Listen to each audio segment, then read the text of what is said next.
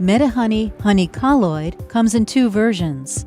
The adhesive version is occlusive, like a traditional hydrocolloid, having a thin film backing and an adhesive border.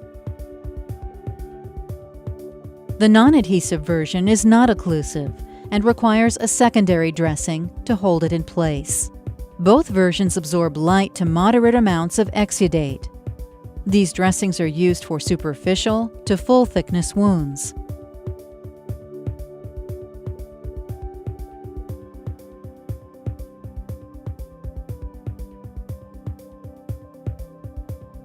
After properly cleaning and preparing the wound, we are applying adhesive Medihoney Honeycolloid onto this leg wound.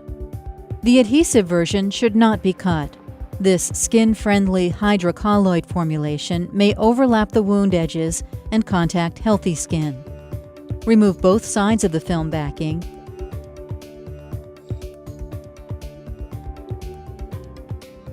and place the dressing onto the wound.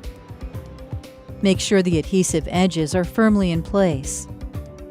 Finally, remove the top film from the dressing by peeling the flaps as indicated on the dressing.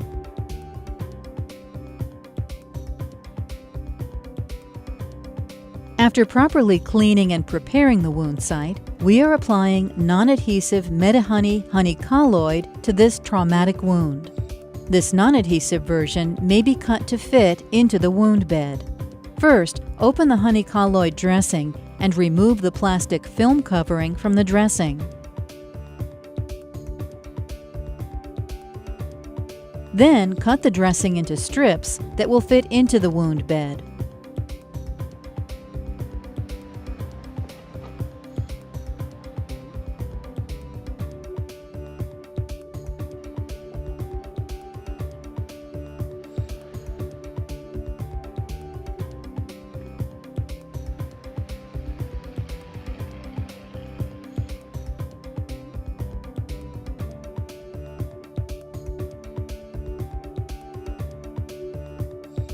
Now that the Medihoney Honeycolloid is in intimate contact with the wound bed, you are ready to apply the secondary dressing.